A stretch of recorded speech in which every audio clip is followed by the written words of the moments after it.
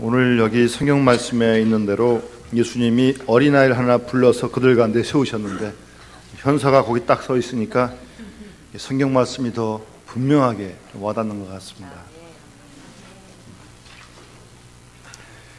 지금은 이름이 서울특별시 어린이병원으로 바뀌었습니다만 원래 서울시립아동병원이었습니다.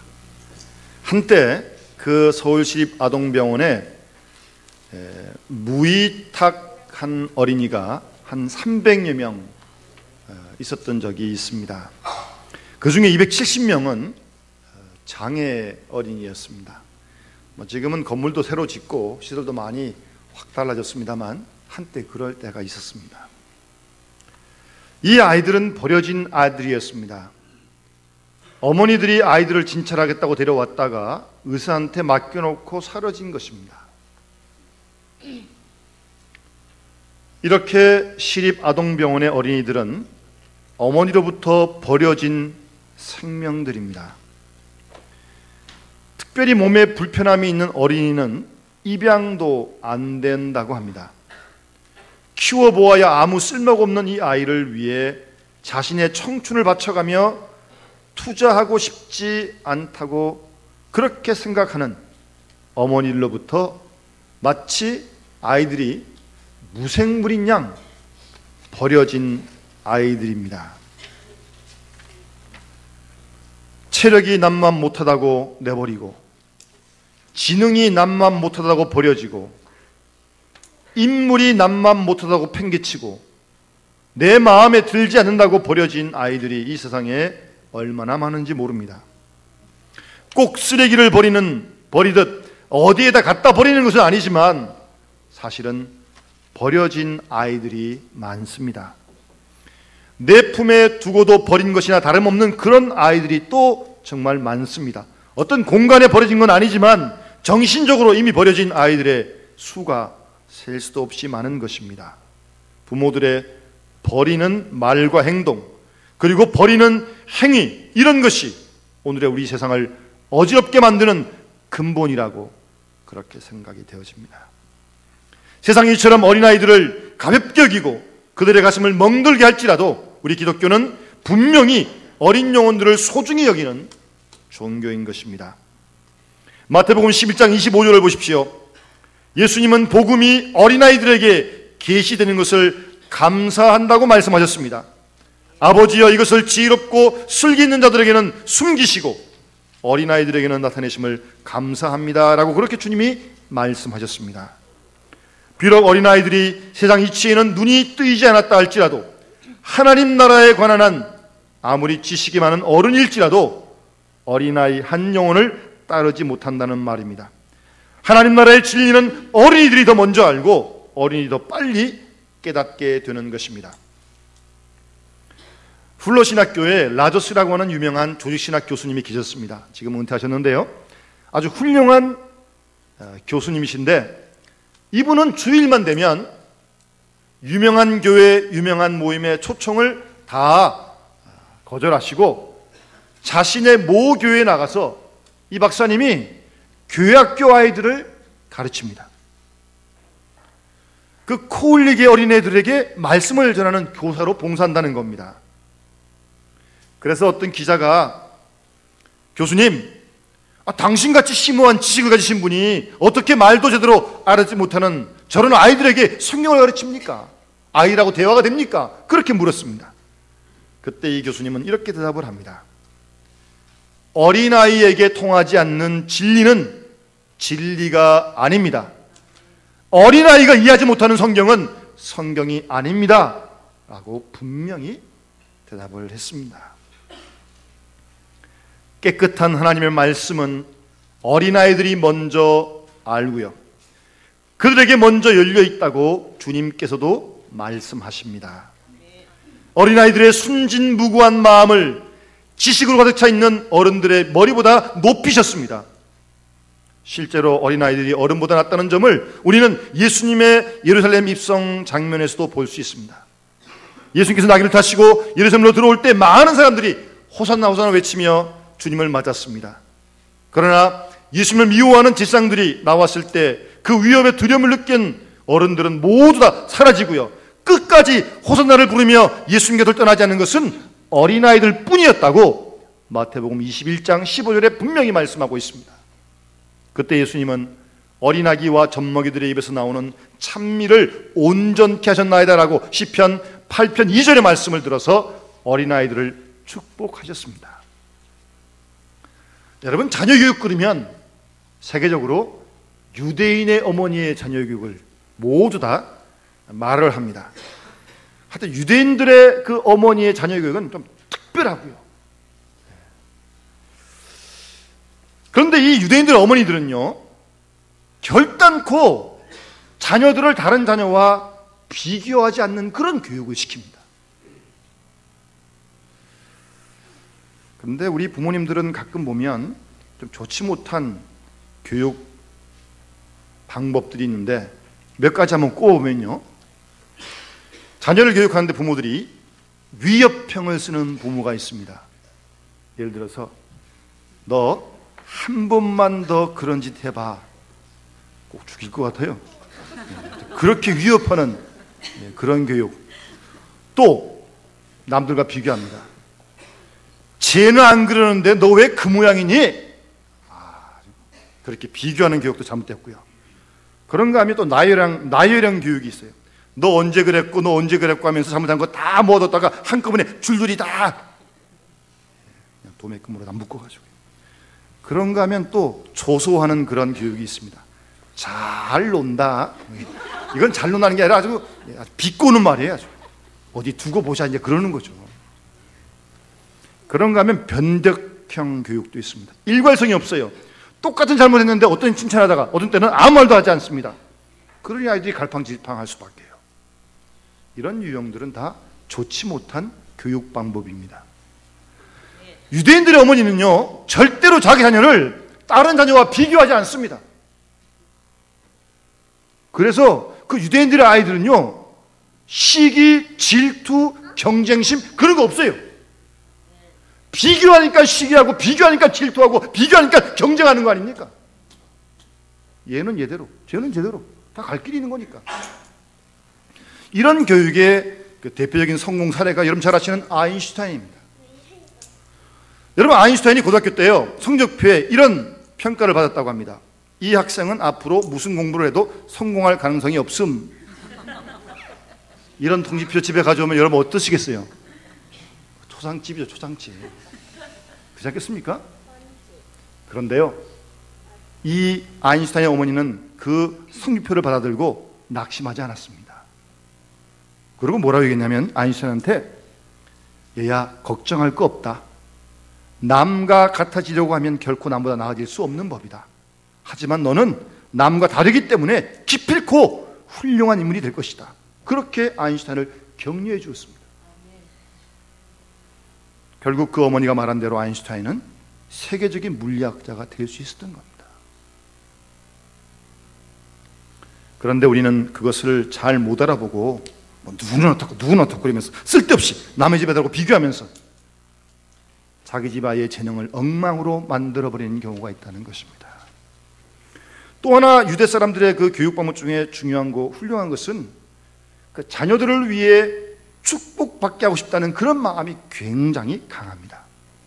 여러분, 이런 식물을 키울 때 우리가 정성을 다해도 식물을 자라게 하는 건 하나님 아니십니까? 부모님들이 자녀들에게 먹을 걸 주고 옷을 입혀주지만 나머지 부분은 하나님이 하시는 거 아닙니까? 하나님이 그 자녀에게 복을 주셔야 그 아이가 축복을 받을 수 있는 거 아니겠습니까? 이러한 하나님께 복을 받는 것을 소중하게 여겨야 합니다. 그런 축복관이 유대인들에게는 아주 분명했던 것입니다.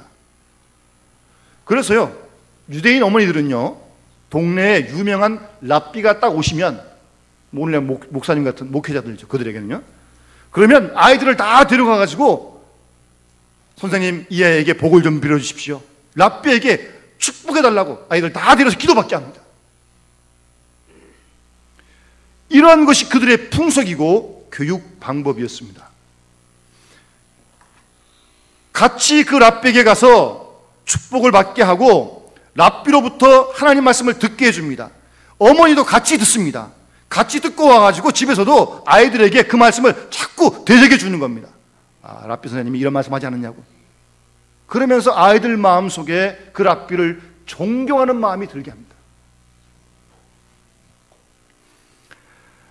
여러분, 그런 랍비를 존경하는 마음이 자꾸 생기고 하나님 말씀을 자꾸 듣다 보니까 아이들이 신앙 안에서 하나님을 경외하고 하나님을 사랑하는 그런 아이로 자라게 되는 것입니다. 여러분, 오늘날 우리의 자녀들은 어떻습니까? 존경하는 사람이 별로 없어요.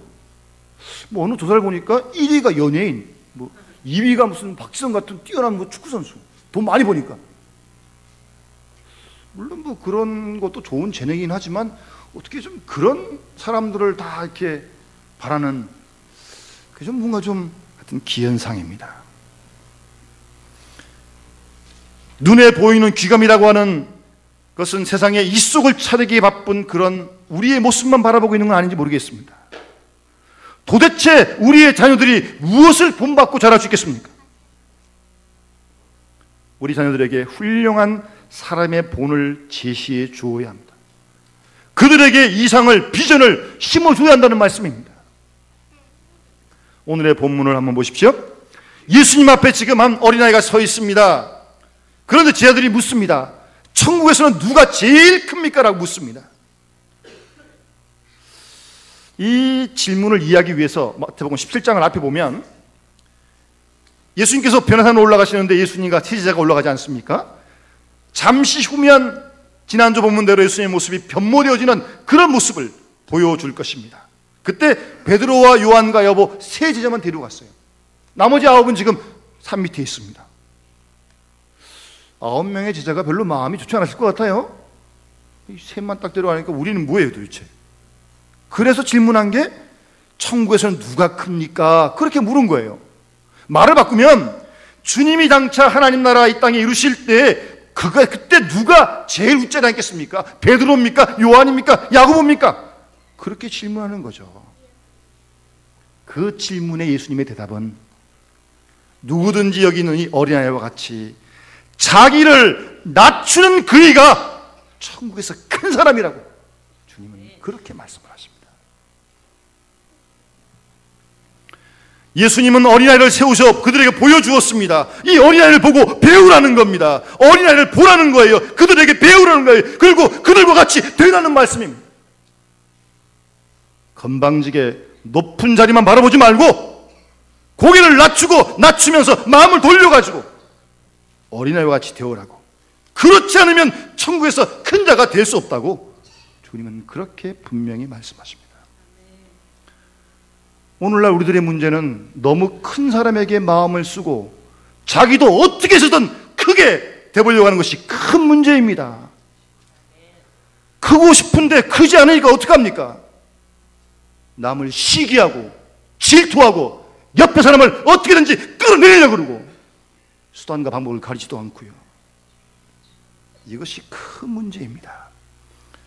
어느 역사자가 말하기를 이 세상이 시끄러운 것은 미친 사람 몇 사람 탓이다 그런 말을 했습니다. 그 몇 사람 때문에 이 세상이 이렇게 시끄럽다는 겁니다. 단지 몇 사람의 시기, 질투 때문에 그 싸움의 틈바구니에서 온 인류가 고생을 해왔다는 겁니다. 다시 한번 깊이 생각해 봅시다. 시기, 질투, 크려고 발버둥치는 그 몇 사람, 그 틈에 바로 지옥이 있는 것입니다. 그렇다면 천국은 어디 있습니까? 예수님이 세우신 어린아이와 같은 그 마음에 천국이 있는 것입니다. 저는 교회를 섬기고 목회하면서 30년 가까이 여러 계층의 사람을 많이 만났습니다. 때로는 돈 많은 사람도 만났고요. 때로는 아주 가난한 사람들과도 함께 했었습니다.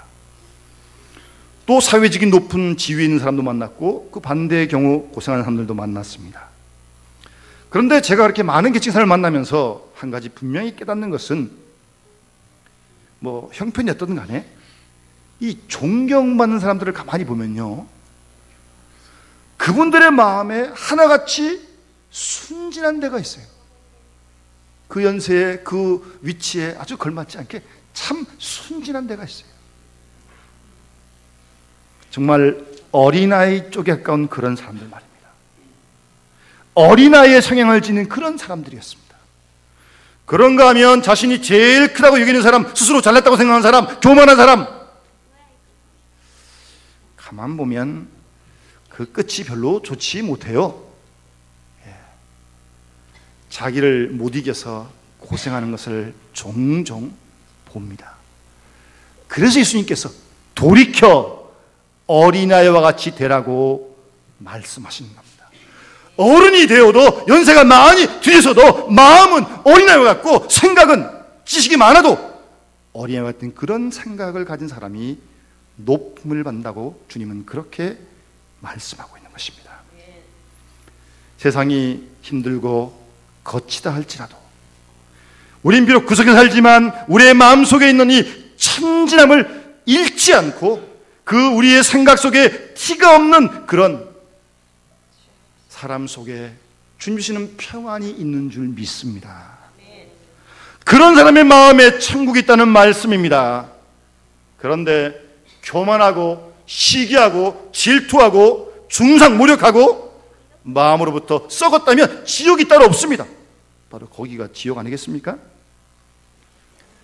우리의 가정을 들여다봐도 식구들끼리 서로 이렇게 낮추면서 생활을 하면 참 편안해요. 가정이요. 제가 오는 장로님 가정 참 다복한 가정인데 장로님 만날 때마다 장로님 다 편안하시죠? 그러면 은혜로 다 평안합니다. 그러시면서 장로님 어떻게 이렇게 하나같이 자녀를 훌륭하게 잘 키우셨습니까? 이렇게 질문을 하면 그 장로님 이렇게 대답하십니다. 다 저 사람 덕분입니다. 그러면서 부인 권사님을 칭찬하십니다. 나는 원래 성질이 못돼 먹었는데 다행히 제 아내가 워낙 좋은 사람이 돼서 그렇다고. 또 권사님은 장모님을 또 칭찬합니다. 그렇지 않다고. 우리 장모님이 아주 훌륭하시다. 남편은 아내에게 고마워하고 아내는 남편에게 고마워하는 그런 가정이면 천국 아니겠습니까?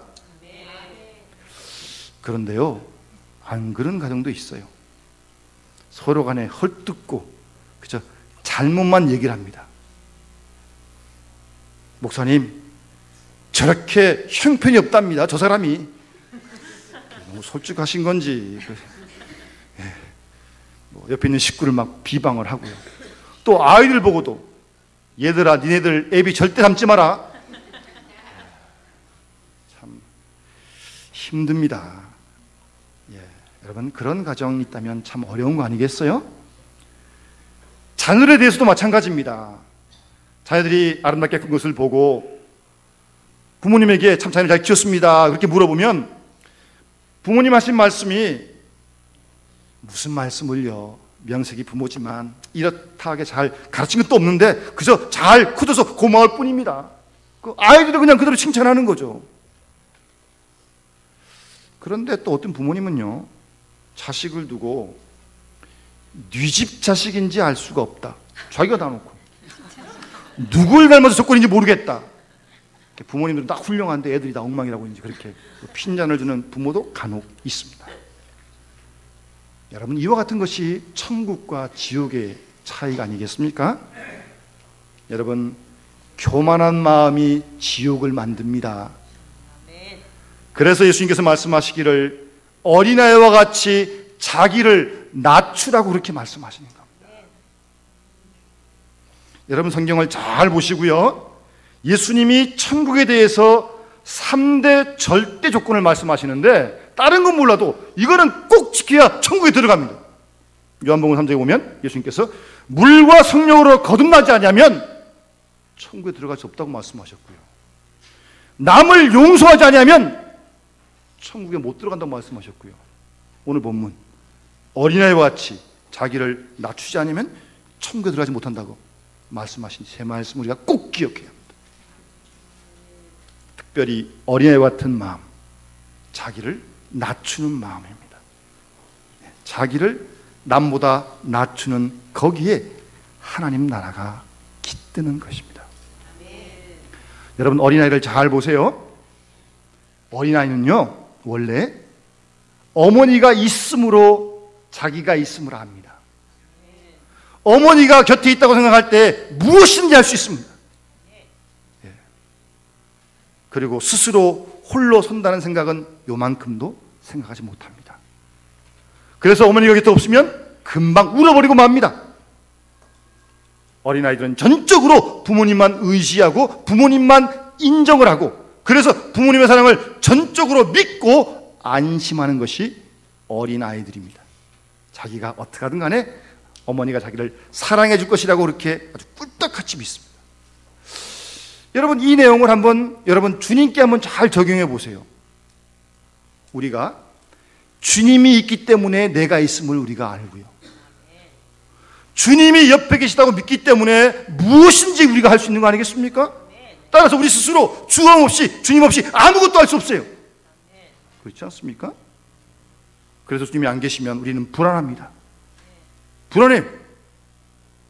그리고 아이들이 부모님을 전적으로 의지할, 우리는 그래서 하나님만 바라보고 하나님만 전적으로 의지할 수밖에 없고, 그 하나님이 우리를 사랑하신 줄 믿고 매일매일 살아가는 것이 어린아이와 같은 그런 마음 아니겠어요?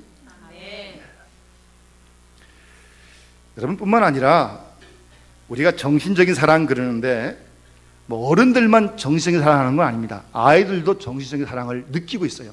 이런 얘기예요. 예를 들면 여러분 가끔 보면 요즘 뭐 그런 어머니가 참 많지 않던데, 하여튼 예전에는 뭐 이렇게 아이들 대부분 다 어머니가 이제 뭐 업고 이렇게 계셨잖아요. 이렇게 뭐 유모차도 잘 업고 그러니까 뭐 업고서 이것저것 다 하는데, 가끔 등에 업힌 그 아이의 모습을 보면 이게 모기가 뒤로 확 제껴진 애가 있어요. 그럴 바에 누워서 싸지. 그 뭐 엄마 등에 매달려가지고 이게 뭐예요 도대체? 얼마나 불편해 보여요. 그런데 아이는 그게 아니에요. 우리가 보이는 그게 불편해 보이지만 엄마 등에 느끼는 체온이 아이에게는 큰 사랑을 느끼게 하는 겁니다. 예? 그런 정신적인 사랑을 아이가 느낀다는 겁니다. 그리고 아이에게는요, 어머니가 요리도 최고 잘하고 어머니가 최고의 미인이고요, 자기 어머니가 최고예요, 아이한테. 그런 것이 어린아이의 정신적인 사랑이라는 겁니다. 그리고 어린아이들은요, 단순하고 솔직합니다. 무엇이든지 있는 그대로, 사실 그대로 받아들이는 아주 순수한 마음이 있어요. 오늘 본 말씀 보십시오. 이처럼 깨끗하고 단순한 마음을 지닌 어린아이들을 실족케 하면 세상에 화가 있다고 말씀하시잖아요. 실족케 한다는 게 무슨 말입니까?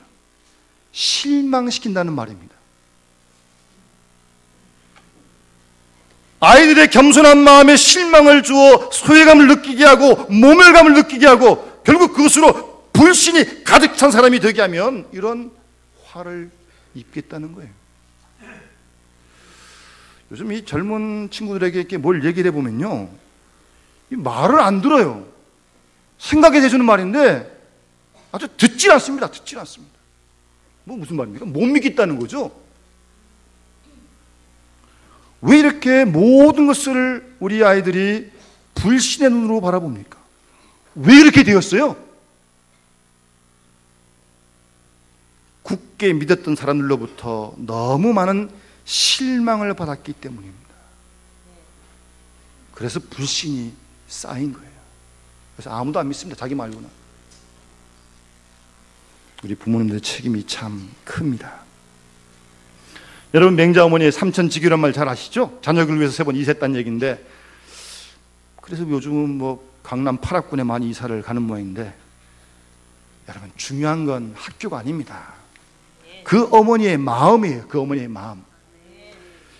실제로 맹자 어머니가요, 맹자를 안고 있는데 어디선가 돼지 잡는 소리가 들렸다고 합니다. 그래서 맹자가 어머니 저게 무슨 소리예요? 딱 물었더니 엄마가 돼지 잡는 소리라고. 누굴 왜 잡냐고 물었더니 너 먹으러 잡는다고. 어떻게 이렇게 대답을 했어요. 실제 그거 아닌데. 맹자 어머니가 그 말을 해놓고 큰일 났습니다. 아이는 그렇게 꿀떡같이 믿고 이제 돼지고기 먹을 생각하고 있는데, 그래서 어려운 살림에 돈을 빌려와가지고 돼지고기를 사다가지고 애한테 먹여줬어요. 이러한 맹자 어머니의 마음이 중요한 것입니다. 어린아이 앞에서 쉽게 내뱉은 말이지만 그 말에 책임을 지기 위해서 아이에게 정직함을 보여주기 위해서 애쓰는 그 어머니의 마음이 본받을 점이라고 하는 것입니다. 이삿짐 싸는데 신경 쓰지 말고요, 자녀들에게 무슨 말을 하든지 그 말에 대하여 책임지는 부모님들이 되어야 합니다. 어린아이들을 실족케 하면, 실망시키면 참 무서운 벌이 따릅니다. 실망하면서 자란 아이들은 반항체들이 되기 쉽습니다. 마음이 단순한 만큼 한번 실망하게 되면 좀처럼 회복되기가 어려워요. 그래서 예수께서 말씀하시는 겁니다. 누구든지 나를 믿는 이 작은 자 중 하나를 실족하게 하면, 실망하게 하면 차라리 연자맷돌이 목에 달려가지고 깊은 바다에 빠뜨리는 것이 더 낫다고 말입니다. 아이를 실족하게 하는 것이 눈이라면 눈도 빼고, 아이를 실족하는 것이 손이라면 손이라도 찍어가지고 그렇게 하라는 것입니다. 제가 아는 친구 목사님이 미국 이민 목회를 하러 갔었는데, 목사님 부임하니까 그 교회 어떤 지사님 가정에 목사님을 초청해서 이제 그 집에서 식사를 했다고 합니다. 가보니까 집이 막 의리야가지고 정원도 크고, 이 집이 참 와서 복을 많이 받았나 보다. 그래서 맛있게 점심을 딱 먹었어요. 그러고 난 다음에 이 두 젊은 집사님이 목사님, 제 친구 목사님에게 막 엉엉 울면서 하소연을 합니다. 무슨 얘기인지 들어봤더니, 목사님, 제가 미국 와서 돈도 많이 벌고 출세했는데 함께 온 두 아이가 히피족이 되어버렸습니다. 그러는 겁니다. 돈은 벌었습니다. 권세도 누렸습니다. 그런데 자식을 다 버려놨으니 돈을 억만큼 벌면 다 뭐 하겠습니까? 여러분, 돈보다도 명예보다도 자녀들을 소중히 여겨야 합니다. 여기 지금 마른 화분이 있는데 말랐기 때문에 물을 다시 부으려면 쉽지가 않습니다. 말랐기 때문에 물을 부어도 그냥 빠져버리고 마는 거죠. 그러려면 부득불 이 마른 화분을 그냥 커다란 물통에다가 푹 담궈놔야 돼요. 한동안. 여러분, 한 번 잃어버린 신뢰를 무엇으로 다시 회복하시겠습니까? 참 쉽지 않습니다. 말 한마디로 그런 신뢰가 회복되는 것입니까? 많은 시간이 필요로 합니다. 아니, 다시 시작할 수밖에 없는 것입니다. 처음에 그 어린아이를 실족하게 한 바로 그 시점으로 돌아가야 합니다. 그리고 그리스도의 손에서 복음으로서 내가 너희를 낳았다고 하는 사도 바울의 말씀처럼 다시 그 아이를 말씀으로, 복음으로 낳아야 합니다. 우리의 자녀는 우리의 미래이고 우리의 내일입니다. 여러분, 내일이 없는 오늘 무슨 의미가 있겠습니까? 문제는 저 미래에 있습니다. 미래를 짊어지고 나갈 우리 자녀들에게 희망이 있고 소망이 있는 것입니다. 그런데 우리는 그들에게 무엇을 보여주었습니까? 무슨 본을 제시해 주었습니까? 우리 스스로를 돌아보고 우리는 우리의 자녀들을 예수 그리스도에게로 인도해야 할 것이고 그리스도의 이름으로 그들을 키우고 양육해야 할 것입니다. 그리하여 그리스도의 이름을 영접한 그 자녀들과 또 어린아이와 같이 된 우리 부모님들이 함께 있을 때 바로 거기에 주님의 나라가 임할 줄로 믿습니다. 그들을 통하여 하나님 나라가 점점 확장되어 나갈 것입니다. 이런 은혜가 우리 가정 자녀들에게 있어지기를 주의 이름으로 축원합니다. 우리 찬송 같이 부르겠습니다. 563장 함께 찬송 부르시고 부르시면서 우리 함께 봉헌 드리겠습니다.